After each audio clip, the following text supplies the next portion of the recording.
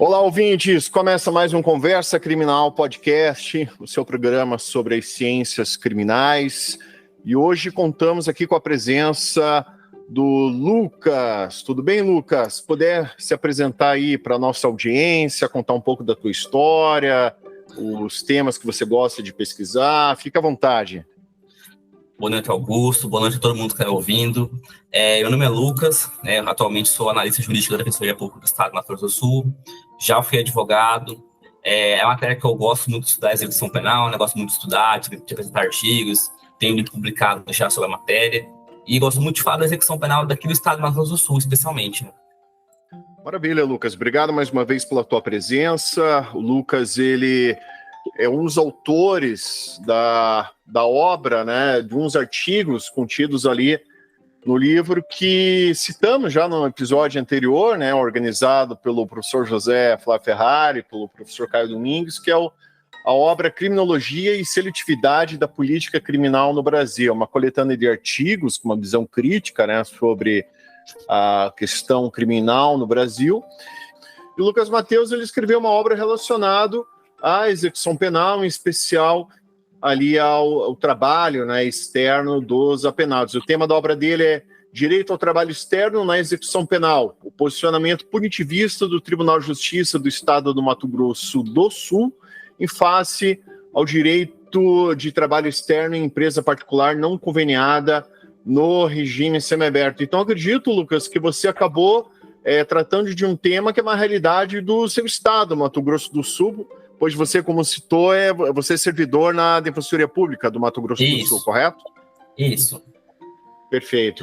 E, Lucas, e qual foi o interesse teu nessa obra? O que, aliás, nessa pesquisa, o que te motivou a pesquisar esse tema?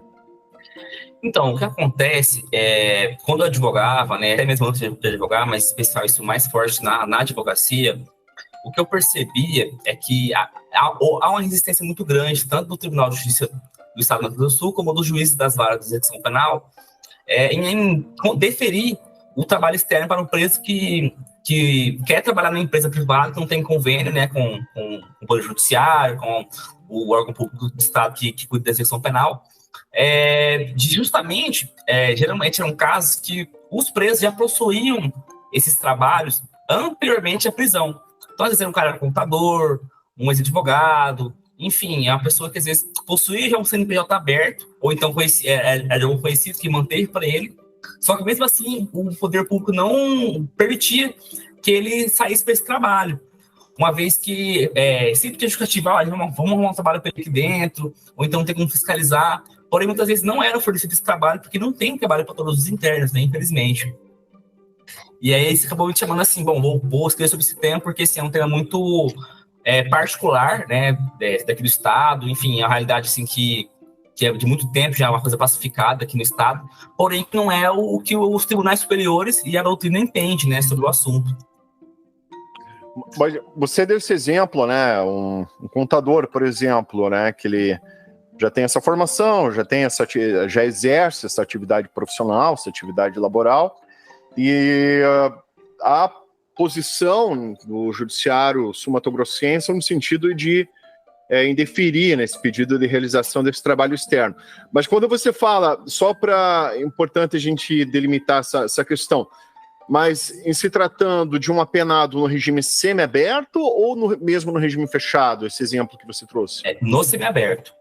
Mesmo semiaberto. No semiaberto, porque quando chega no semi, aqui no Estado, o semiaberto do Estado tem bastante vaga de trabalho internamente, externo em lugares conveniados, porém o sistema não dá conta de fornecer trabalho para todos os internos. Existe interno que, nesse exemplo, por exemplo, do contador, do advogado, que ele possui uma outra empresa privada, que ele vai oferecer uma remuneração superior à que ele vai oferecer na vaga oferecida pelo Estado, ou na vaga que nem foi oferecida pelo Estado, e é um lugar que ele já conhece, ele tem expertise, ele tem habilidade técnica e profissional para exercer aquele trabalho, porém isso é negado para ele.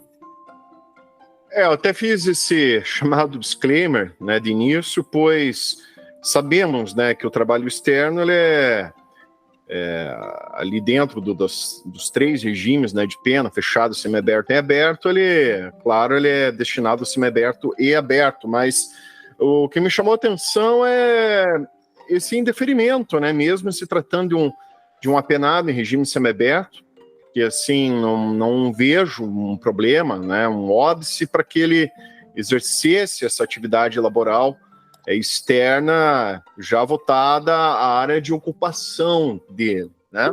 Sim. E Lucas, você também, no teu trabalho, você fez uma pesquisa, fez uma breve ali, um apanhado histórico de como é o trabalho do apenado no Brasil. Você pode discorrer um pouco como é?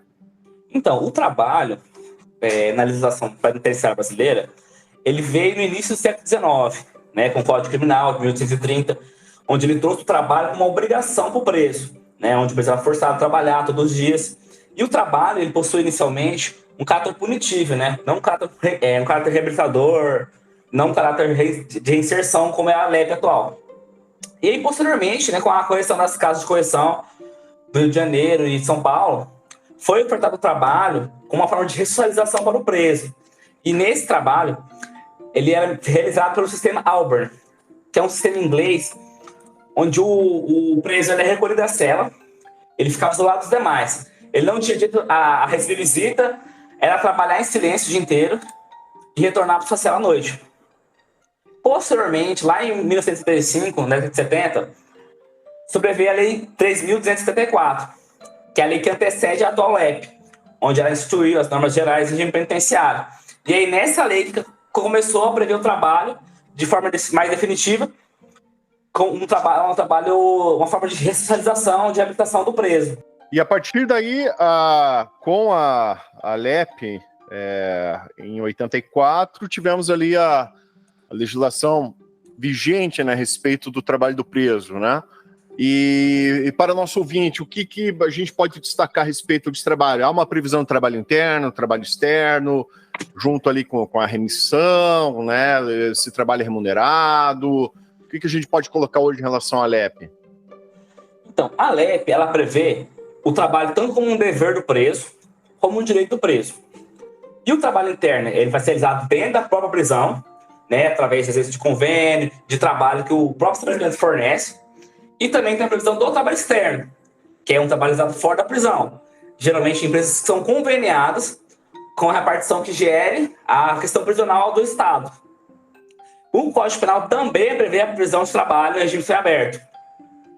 E aí, a LEP também prevê que o preso não pode ser remunerado com salário inferior a 3/4 do salário mínimo atual. Teve uma DPF, né, uma ação constitucional que foi interpretada pelo Procurador-Geral Rodrigo Janot, que ele queria declarar a não exceção desse artigo, para falar assim que o preso não podia receber menos que 3/4 do salário mínimo. Só que acabou que essa ação não foi julgada procedente. E aí, como a Constituição ela fornece, né, ao Estado a competência concorrente para legislar sobre o direito penitenciário, aqui no Estado do Mato Grosso do Sul, existe o decreto número 12.140, de 2006, que é o regimento interno que passa as unidades prisionais, que lá também prevê a possibilidade de tanto trabalho interno como trabalho externo.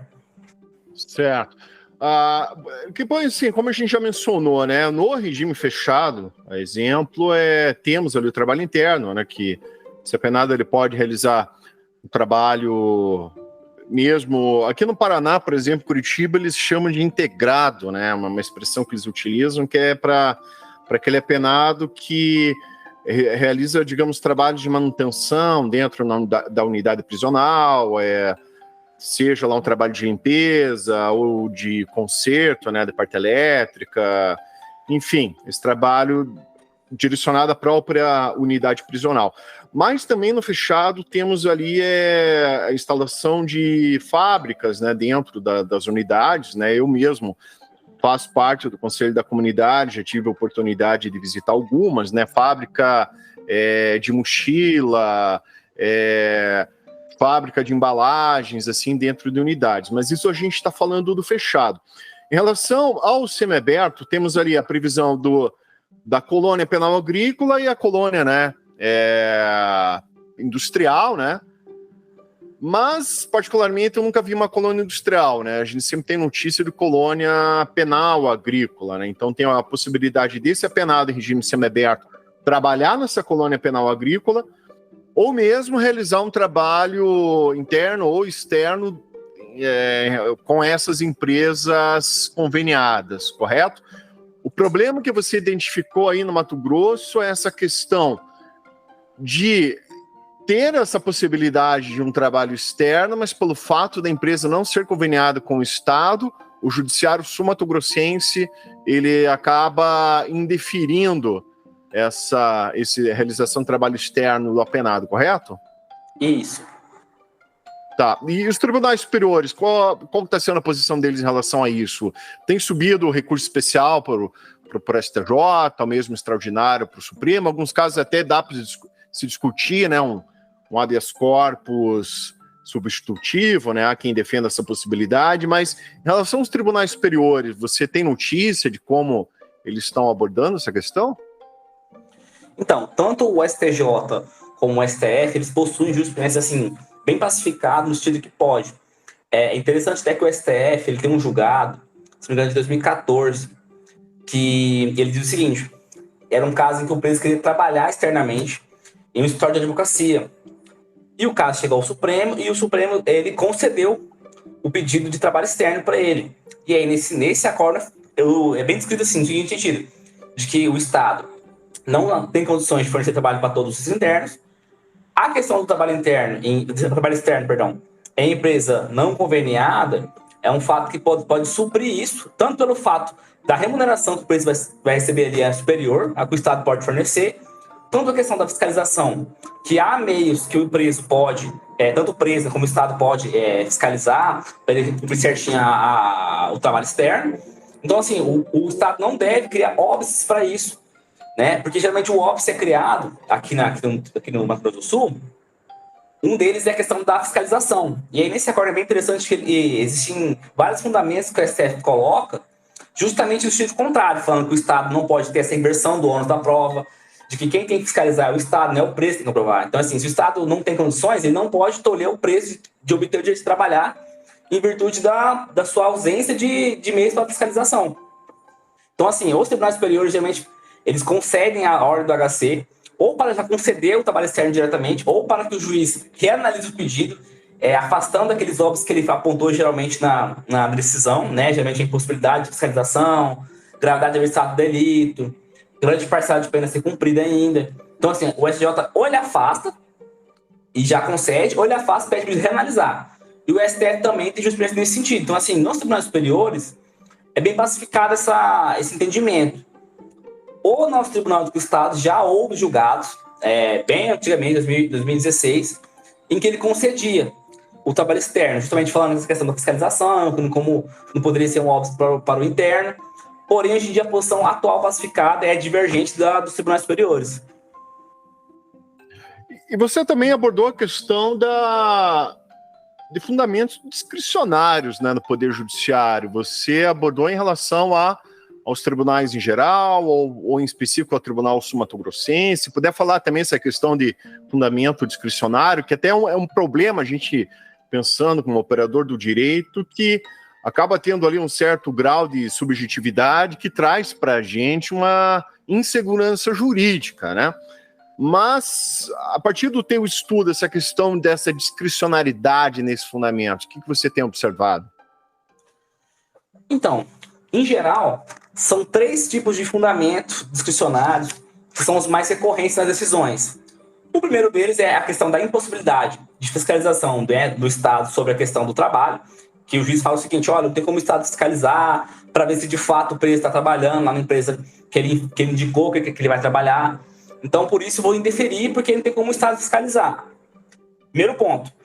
Essa questão da impossibilidade de fiscalização, tanto o STJ como o STF também tem jurisprudência, falando assim que o ônus da fiscalização do trabalho não pode recair sobre o preso, mas sim sobre o Estado.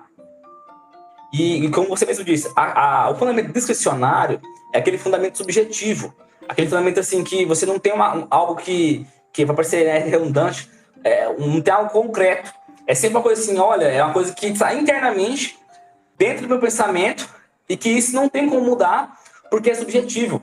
Aquilo que é subjetivo só há mudança interna e não a mudança externa. Então, nesse caso, a mudança externa seria o quê? Olha, a lei prevê exatamente assim, olha, o ônus de fiscalização é do Estado.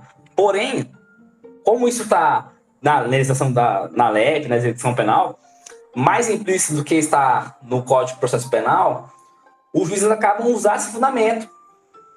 Só que o que acontece? Os tribunais superiores já possuem julgados falando que esse fundamento não é cabível para poder negar o direito ao trabalho.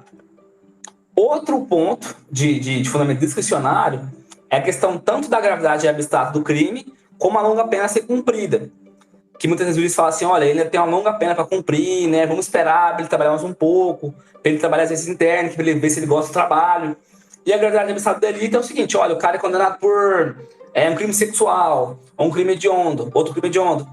Então, por isso, ele não pode ir para o trabalho externo em uma empresa que não é conveniada, que não vai ter fiscalização, porque ele pode voltar a cometer crime. Ou então ele vai ser um perigo para a sociedade se reinserir tão prematuramente assim na rua. Só que também, mais uma vez, o STJ possui o entendimento de que a gravidade abstrata do crime e a longa pena ser cumprida não é fundamento para negar benefício da execução penal. Porque a execução penal não pode ser pautada por requisitos subjetivos desse ponto. O requisito objetivo que deve ter na execução penal é tão somente a questão da análise da conduta. Porque, né, o fato de ser propriamente a conduta do interno, isso é uma coisa subjetiva, né? O comportamento ser bom, ser ruim. Porém, esses outros que eu disse, da gravidade abstrata, a longa pena ser cumprida, eles não são cabíveis para poder negar benefícios.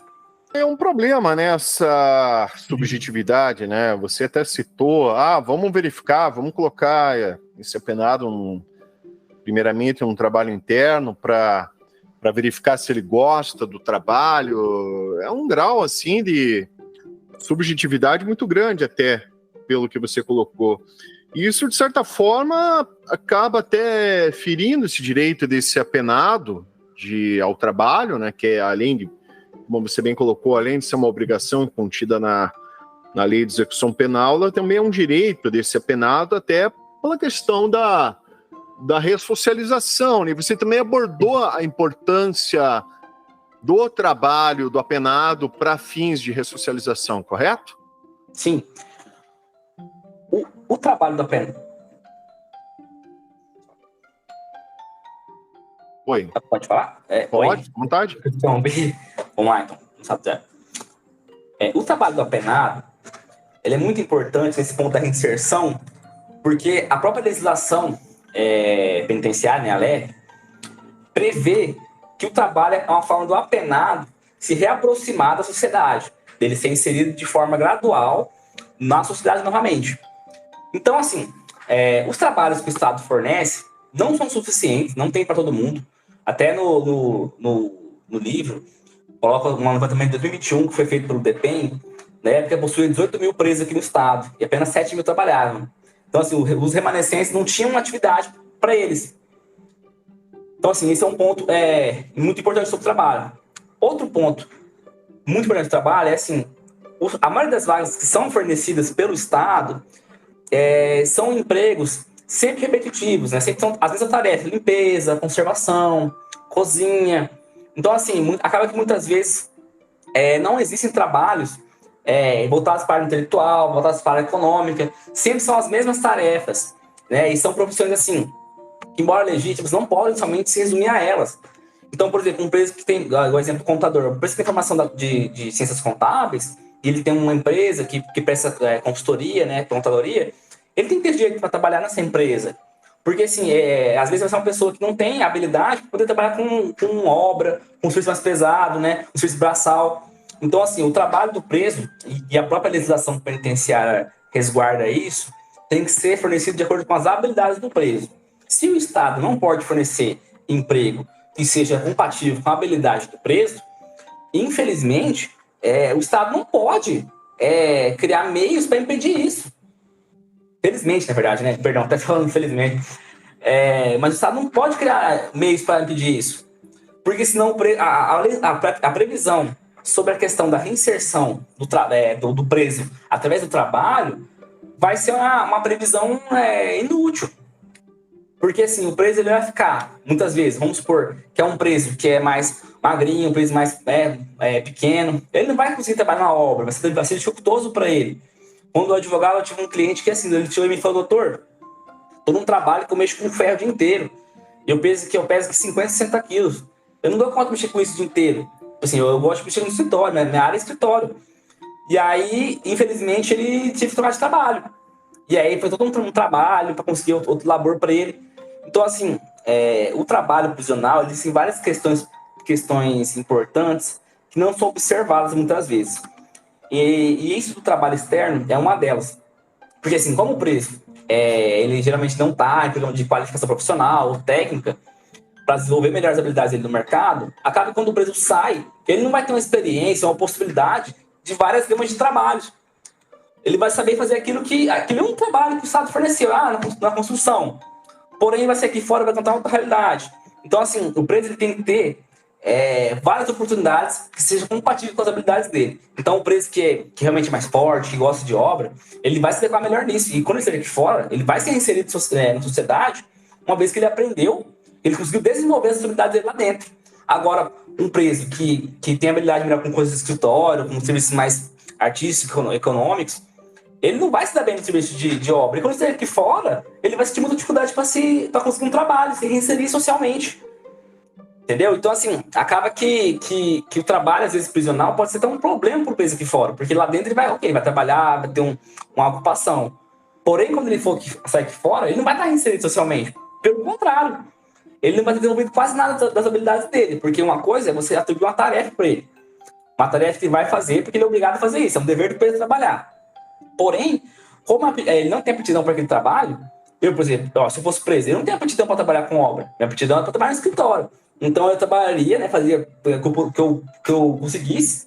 Só que quando eu aqui fora, eu não ia procurar um emprego que mexesse com obra. Porque eu não sei fazer. Não sei fazer isso. Não é minha habilidade fazer isso. Então acaba que o trabalho prisional às vezes pode ser um problema por conta disso.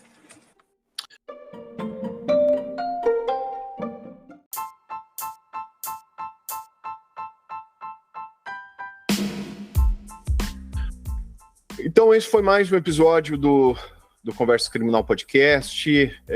Quero aqui mais uma vez agradecer pela presença ao nosso convidado, o Lucas Mateus, que veio trazer questões importantes a respeito da execução penal.